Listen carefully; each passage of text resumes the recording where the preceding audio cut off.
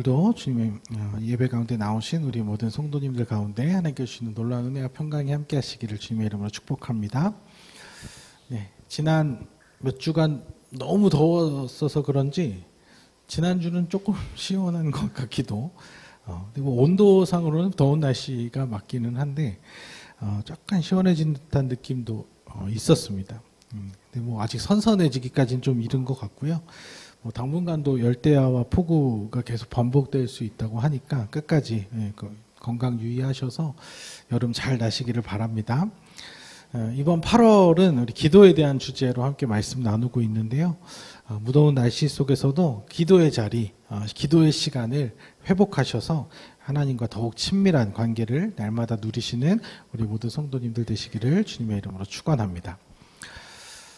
지난 시간 우리는 기도를 들으시는 하나님에 대해서 생각해 보면서 기도를 통해 살아계신 하나님과 소통하며 하나님과 더 깊은 관계, 친밀한 관계를 누리는 것이 기도의 바른 의미라고 우리 함께 나눴습니다. 그래서 우리가 하나님 살아계신 건 변함없으시기 때문에 우리가 영적으로 깨어서 우리가 영적인 생명력을 누리면서 정말 그 살아있는 관계를 계속 누리는 것이 중요하다고 함께 나눴죠. 그래서 그렇게 소통을 하다 보면 서로에 대해서 더 깊이 알게 되고 서로에 대해서 깊이 알아가게 되다 보면 친밀해지는 것이 당연한 것이죠. 그런데 우리는 기도에 대해서 이제 오랫동안 고정관념과 또 그동안의 어떤 생각들이 이렇게 쌓여 있어서 그런지 우리는 기도에 대해서 생각할 때 항상 이런 프로세스를 먼저 떠올리게 됩니다. 어떤 것이냐면 우리가 살다 보면 기도할 제목들이 생기죠. 문제가 생기고 그래서 기도할 일들이 생깁니다. 내 힘으로는 도저히 해결할 수 없는 그런 문제들이 생기게 마련이죠. 그럴 때 이제 우리는 하나님께 기도를 하게 됩니다.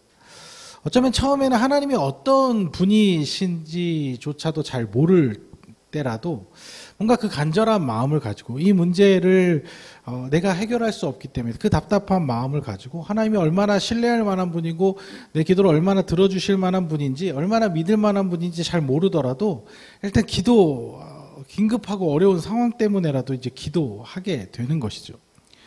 그런데 정말 사랑이 많으신 하나님께서 그 기도에 응답을 해주시면 들어주시면 내가 원하는 대로 응답이 되면 자연스럽게 하나님에 대한 신뢰가 생기게 되는 것입니다.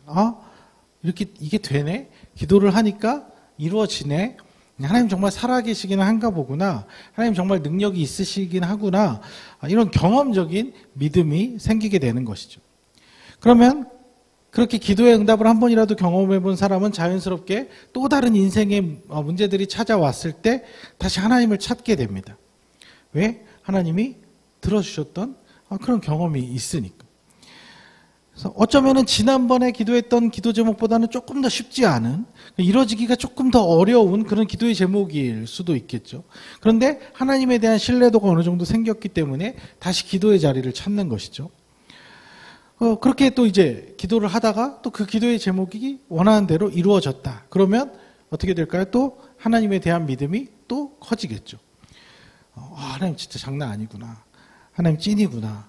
진짜 하나님이구나. 이러면서 점차 하나님에 대한 신뢰도가 상승하면서 믿음이 점차 성장해 나갈 수 있는 것이죠. 자, 그런데 이런 방식의 기도의 프로세스가 처음 하나님을 알아가게 되는 과정, 그리고 하나님에 대한 믿음을 조금씩 키워가는 과정에서는 굉장히 유익할 수 있습니다. 그런데 기도를 이런 식으로만 생각하게 되면 한 가지 큰 오류에 빠질 수가 있습니다. 또 그 오류로 인하여서 믿음이 더 성장하지 못하거나 아니면 믿음을 흔들리고 잃어버릴 수 있게 되는 위험까지 생긴다는 것이죠. 왜 그럴까요? 바로 저 지금 그 순환도 중에서 바로 이 부분, 기도의 응답이 내가 원하는 대로 이루어지지 않았을 경우에, 내가 이렇게 기도를 했는데 결과가 그렇게 되지 않았을 때, 기도 응답에 대한 감격으로 이루어지는 것이 아니라 하나님에 대한 원망과 실망감으로 이어질 수 있다는 것이죠. 그럼 어떻게 될까요? 하나님에 대한 신뢰도가 떨어지게 되고, 내가 기도를 해도 하나님이 안 들어주시기도 하는구나. 아무리 기도를 열심히 해도 안 되는 일은 안 되는구나. 이런 생각이 쌓이면서 자연스럽게 또 다른 문제들이 생겼을 때 기도하는 빈도수가 줄어들게 되고 예전처럼 더 기도하지 않게 되고 기도에 대한 간절함이 사라지거나 하나님에 대한 믿음이 흔들리게 될 수 있다는 것이죠. 그래서 자연스럽게 이 구조를 타게 되면 신앙이 처음 시작하는 단계, 어린아이 초보 같은 그런 단계에서는 도움이 될지 모르지만 성숙한 신앙으로 나아갈 때는 어느 순간 이런 한계에 부딪히게 될 수 있다는 것입니다. 그렇다면 좋은 프로세스는 어떻게 이루어져야 할까? 그것은 이제 포인트를 조금 바꿔야 된다는 것이죠.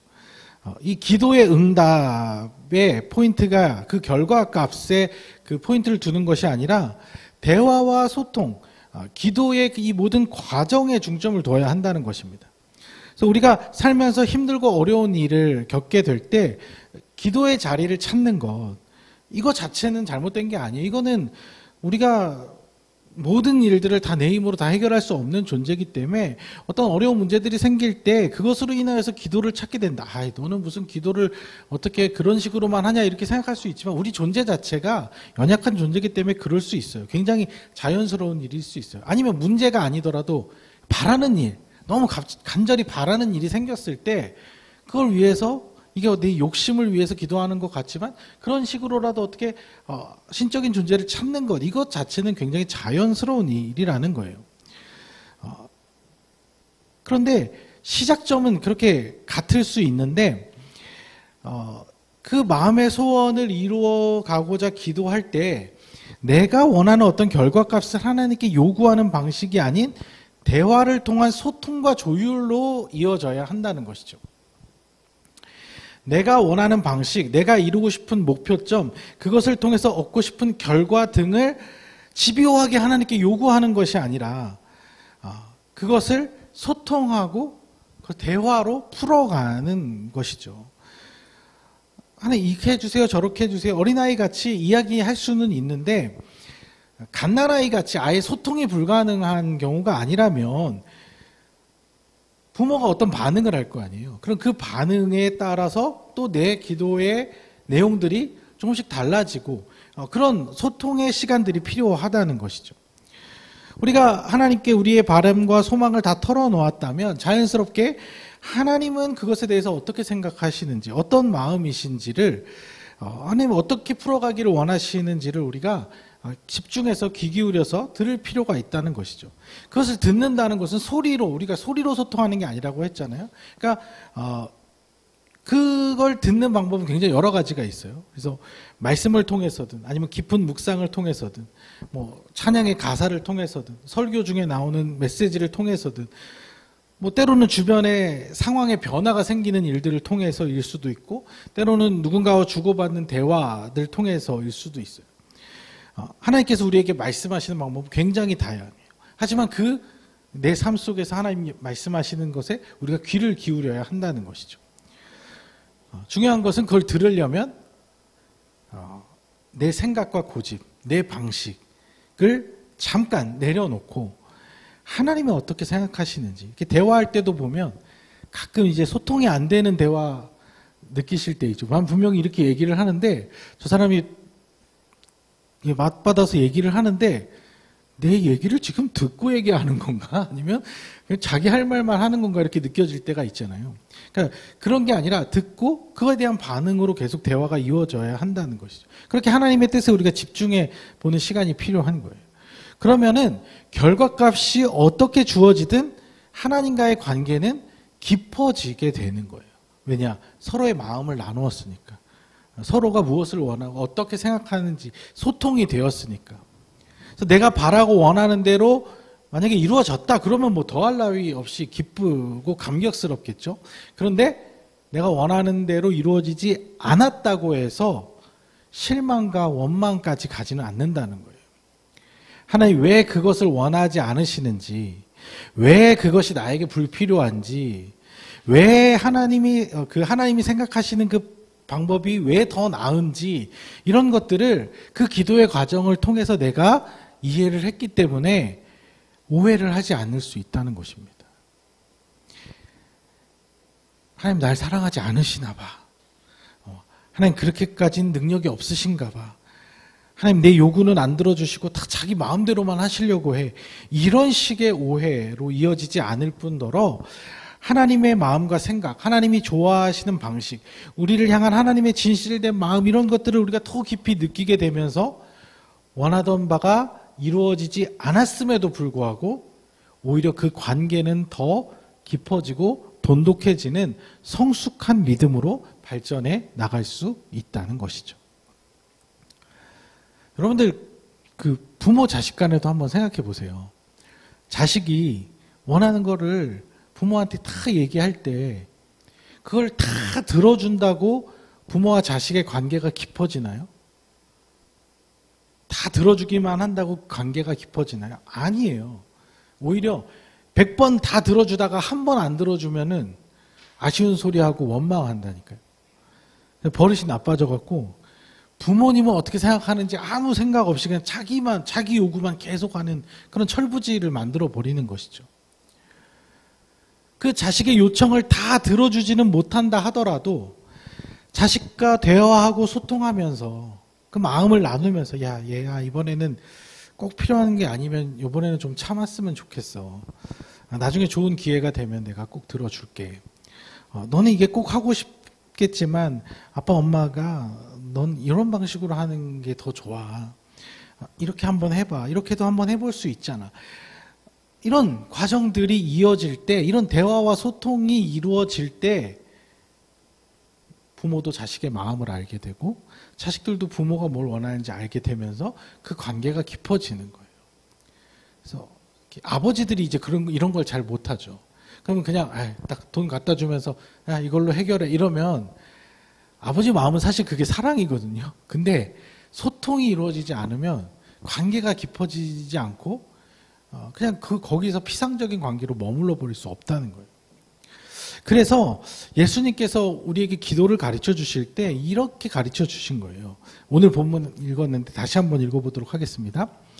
너는 기도할 때에 내 골방에 들어가 문을 닫고 은밀한 중에 계신 내 아버지께 기도하라.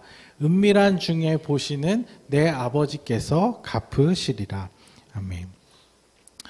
여기서 골방, 은밀이라는 단어를 생각하다 보면 다른 사람에게 방해받지 않는 그런 공간을 확보해서 거기서 어떤 조용하게 침묵으로 기도하는 이런 이미지들을 먼저 떠올릴 수 있는데 사실 예수님께서 이 말씀을 통해서 하시고자 했던 깊은 의미는 거기에 은밀의 의미는 하나님과 어떤 인격적인 깊은 관계를 나누라는 그런 의미라고 볼 수 있어요.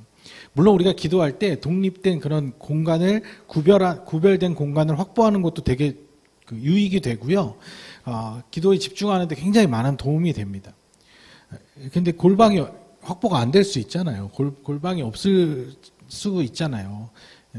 그리고 혼자 살면야 어디든 골방으로 만들 수 있겠지만 우리가 가족들이랑 같이 이렇게 지내다 보면 독립된 나만의 공간과 시간을 구별하는 게 그게 정말 쉽지는 않거든요.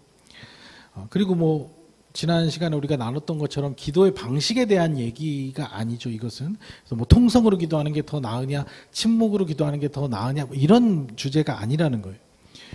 예수님께서 이렇게 말씀하신 것은 어떤 공간적인 개념이나 기도의 소리의 볼륨을 어떻게 할 것이냐 이런 문제가 아니라 하나님과의 1대1의 비밀스러운 인격적인 그런 교제를 맺는 방법에 대해서 가르쳐 주신 거예요. 그래서 은밀하다라는 말은 그 안에 자연스럽게 숨겨져 있다는 그런 의미가 포함되어 있거든요. 그래서 다른 사람에게 드러나지 않는 비밀스러움, 둘만의 오프 더 레코드, 여기에서 진실된 관계가 이루어진다는 거죠. 여러분들, 내가 제일 친한 사람과 한 깊은 대화는 자연스럽게 은밀해지게 마련이에요. 그 관계의 깊이에 따라서 누구에게나 할 수 있는 얘기들이 있는 반면 정말 친밀한 사람과만 나눌 수 있는 이야기가 있잖아요. 속 이야기가. 그래서 인간관계를 예전에 이제 막 사람들 만나면서 인간관계를 이렇게 맺을 때 요런 경우를 좀 많이 경험을 했는데 이렇게 1대1로 막 이렇게 얘기를 하다 보면 정말 힘들고 어려운 이야기를 털어놓는 거예요. 속 깊은 이야기를. 그래서 이 사람 정말 나를 되게 중요하게 생각하는구나. 나를 되게 신뢰하는구나. 이렇게 생각을 하면서 이제 다 들어주고 공감해주고 막 신경 써주고 그랬는데 나중에 알고 보니까 이 사람 저 사람한테 그 얘기 다 했더라고요. 나만 조심스럽게 막 마음 졸이고 애타게 생각했던 거죠. 그러면 관계가 어떻게 되냐면 피상적으로 됩니다. 그냥 저거는 나한테만 한 얘기가 아니라 그냥 누구한테나 털어놨던 거구나. 나는 되게 특별하게 이 사람을 생각을 했는데 저 사람 나는 그냥 아무렇지 않게 대한 거구나. 이런 생각이 들겠죠. 그래서 내가 어떤 대상과 특별하고 긴밀한 관계를 맺는다는 것은 둘만의 추억, 둘만의 대화, 둘만의 시간들이 쌓이는 것을 의미하는 거예요.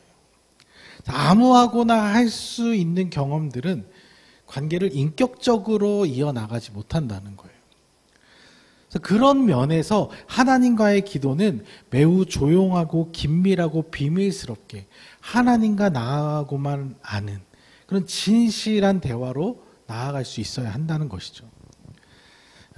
여기서 조금 다른 개념이 우리가 기도 제목을 여러 사람한테 이렇게 나누고 함께 중보하며 기도하는 것도 필요한 일이기는 한데요. 그것은 어떤 긴급한 사안이나 함께 공적인 문제들에 대해서 우리가 함께 마음을 모아서 그 하나님의 주권적인 방식을 요청하는 그런 기도의 의미인 것이지 인격적인 관계를 맺는 기도하고는 조금 다른 개념인 거예요.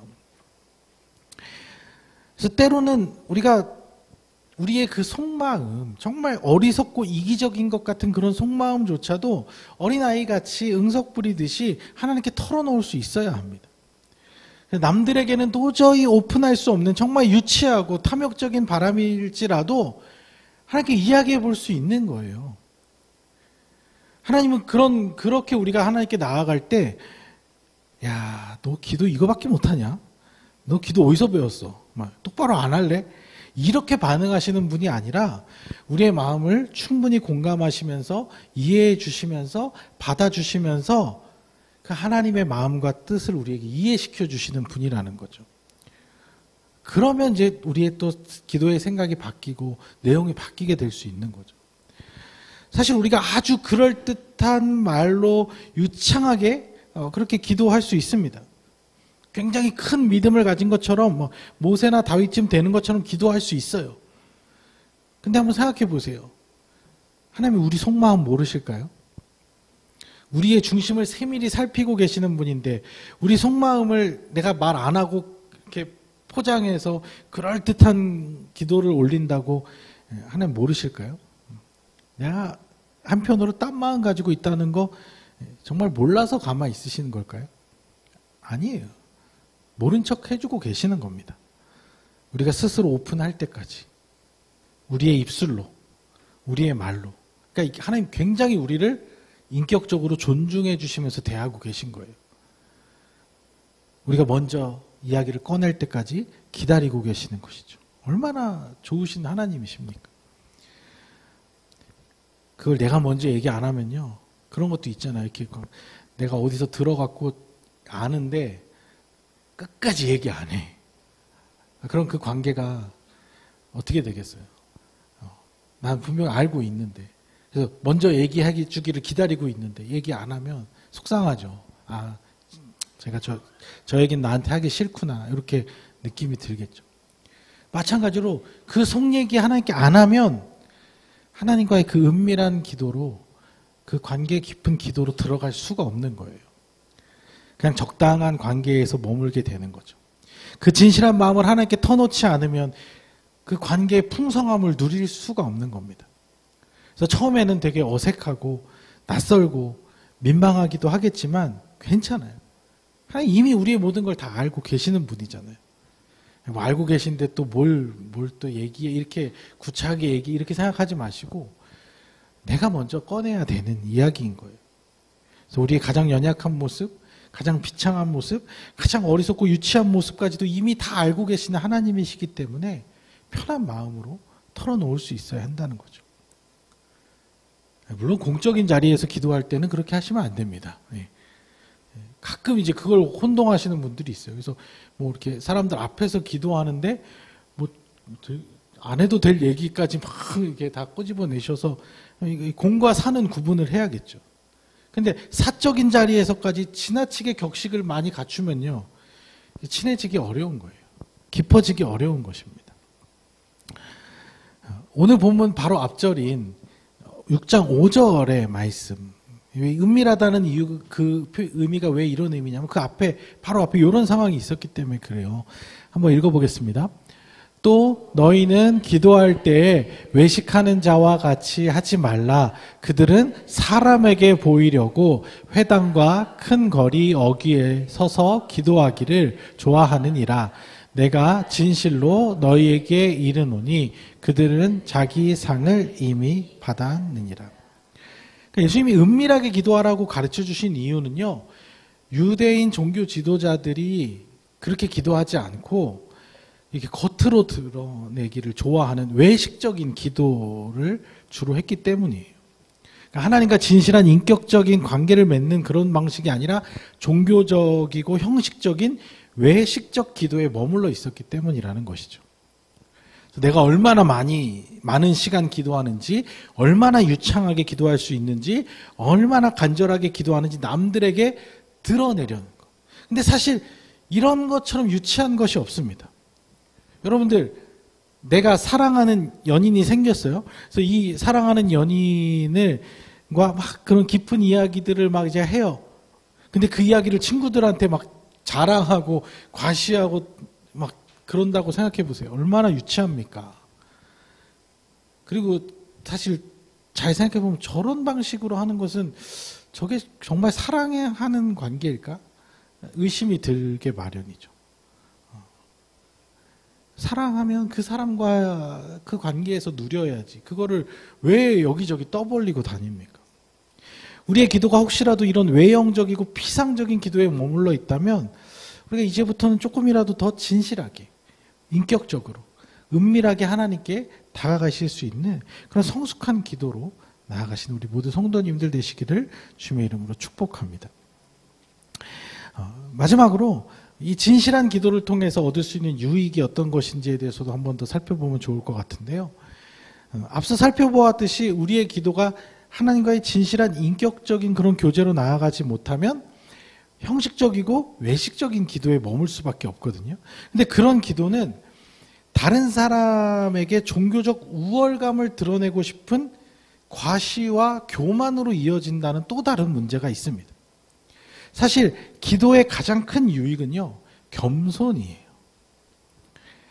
왜냐하면 하나님과 진실한 관계를 맺어가면 맺어갈수록 하나님이 너무 크고 위대하신 분이라는 걸 깨닫게 되잖아요. 그러면서 나 자신은 정말 작고 연약한 존재라는 것에 대한 깊은 깨달음들이 계속 생깁니다. 그리고 우리가 살면서 생기는 이런 인생의 다양한 문제들에 대해서도 내가 할 수 있는 것이 너무 없고, 이거 하나님 개입하셔서 도와주셔야만 해결이 된다는 이런 것들을 점점 알아가니까 기도를 하면 할수록 겸손해질 수밖에 없어요. 작아질 수밖에 없어요. 그래서 우리가 만약 기도를 통해 하나님을 제대로 경험했다면 우리는 하나님 앞에 사실 납작 엎드릴 수밖에 없습니다. 그 온 우주를 다스리시는 크신 하나님 앞에 우리 스스로가 얼마나 먼지 같은 존재인지를 깨닫게 되는 것이죠. 그렇기 때문에 자연스럽게 그분의 뜻과 의지에 순복하게 되는 거예요. 순종해야지 막 이런 억지로 순종하는 것이 아니라 이거 무조건 하나님 말 들어야 되는 거구나, 하나님 하라는 대로 해야 되는 거구나를 스스로 받아들이게 되면서 순응하게 되면서 겸손한 삶으로 이어지게 된다는 것이죠. 막 하나님께 내 생각을 막 더 강하게 어필하고 내 방법과 내 경험을 내세우고 고집피고 때를 쓰고 원망하고 토라지고 이런 것은 하나님을 아직 인격적으로 깊이 경험하지 못했기 때문에, 하나님에 대해서 알기는 알지만, 능력의 하나님에 대해서는 알지만 그 크고 위대하신 하나님에 대해서 어설프게 알기 때문에 나오는 미숙함인 거예요. 그래서 성경에 보면 하나님의 존재를 제대로 경험한 사람들은요, 일반적으로 다 하나님 앞에 납작 엎드릴 수밖에 없었어요. 자신을 한없이 낮출 수밖에 없었어요. 예수님 당시에 지적을 받았던 이 종교 지도자들과 같이 자신을 드러내고 과시하는 모습은 어쩌면 지금 기도를 잘못하고 있다는 증거인 것입니다. 기도라는 행위를 종교적 의무감이나 율법적 의의를 쌓기 위한 도구로 사용하고 있다는 것이죠. 6장 1절의 말씀도 같이 읽어보겠습니다. 사람에게 보이려고 그들 앞에서 너희 의를 행하지 않도록 주의하라. 그리하지 아니하면 하늘에 계신 너희 아버지께 상을 받지 못하느니라. 그러니까 마태복음 6장 초반에 지금 예수님께서 이야기하시고자 하는 이 핵심은 그것이요. 사람들에게 보이려고 하는, 자기를 드러내고 과시하는 그런 신앙생활, 그런 기도, 그런 예배, 이런 것들의 문제점을 얘기하시는 것이죠. 그래서 우리 스스로의 기도를 이런 관점으로 점검하는 건 매우 중요한 거예요. 여러분들 기도를 이제 하실 거잖아요, 그렇죠? 기도를 딱 이제 하는데 기도를 하면 할수록 뭔가 내가 스스로 되게 거룩해지는 것 같고 영적으로 우월해지는 것 같이 느껴지면요, 잠깐 차라리 기도를 잠깐 멈추시고요, 말씀을 더 집중해서 보세요. 말씀을 통해 하나님이 어떤 분이신지에 대해서 진지하게 다시 한번 생각해 보시는 게 좋습니다. 여러분들 기도를 하면 할수록 내 고집과 주장이 강해지고 다른 사람에 비해 더 많이 기도를 한다는 것에 대한 안도감이 들고 나보다 기도를 많이 안 하는 사람들에 대해서 판단하고 정죄하는 마음이 든다면 내 기도가 정말 하나님 기뻐하시는 기도인지 진지하게 돌아볼 필요가 있다는 거예요. 왜냐하면 진실한 기도는 우리의 연약함을 깨달아서 겸손하게 해준다고 했잖아요. 그런데 그 깨달음이라는 것이 막 자기 비하를 하게 만드는 그런, 우리를 마음을 짓누르고 우리를 비굴하고 비참하게 만드는 그런 것이 아니에요. 오히려 우리의 삶이 어떤 의미인지, 내가 해야 될 위치가 어떤 것인지 이런 걸 명확하게 밝혀주면서 우리를 향하신 하나님의 위대한 사랑을 더 깊이 느끼게 해주는 것이거든요. 그래서 그 하나님과의 깊은 사랑의 관계를 확인하게 되면서 인생의 어떤 역경과 어려움을 이겨낼 힘도 얻어지고 인생을 살아야 할 이유와 목적이 더 분명해지는, 그러니까 막 나의 마음을 짓누르는 그런 것이 아니라 오히려 그걸 딱 받아들이게 됐을 때 오히려 내가 어떤 존재고 내가 뭘 해야 되는 존재고 이런 것들이 명확하게 깨달아지면서 자연스럽게 모든 것들이 다 풀려간다는 것이죠. 우리가 기도를 단순히 어떤 신의 힘을 빌려서 내 바람을 이뤄내는 정도로 생각하고 있다면 이런 기도들이 우리가 정말 기도에 대해서 너무 몰랐던 것이고, 그런 기도들은 이게 어느 순간 이렇게 종교적이고 의무감에 쌓인 그런 기도로 변질되어 버릴 가능성이 참 커요. 그래서 기도는 하나님의 자녀들만이 할 수 있는 특권이잖아요. 살아있는, 하나님이 우리를 살려주셨기 때문에 살아있는 존재로서 우리가 영적인 소통을 할 수 있는 거잖아요. 그 놀라운 기회예요. 하나님과 더 깊은 사랑의 관계를 맺을 수 있도록 예수님께서 생명을 주시고 다시 연결해 주신 그 사랑의 끈, 그게 바로 기도입니다. 여러분들 그 기도를 통해서 그 깊은 성숙한 신앙으로 나아가시기를 축복합니다. 그 하나님께서 우리에게 그 사랑의 끈을 다시 맺어주셨는데 그걸 너무 이기적으로 자기 자신만을 위해서 제한적으로 사용했다면 우리의 기도의 잘못된 부분들을 다시 바로잡아서 이제 정말 하나님과의 진실한 관계 맺는 기도로 나아갈 수 있는 우리 모든 성도님 되시기를 축복합니다. 그래서 하나님과의 그 은밀한 진실한 그 기도의 시간들을 통해서 하나님과의 풍성한 사랑의 관계를 날마다 누리며 나아가시는 우리 모든 성도님들의 삶이 되시기를 주님의 이름으로 간절히 축원합니다.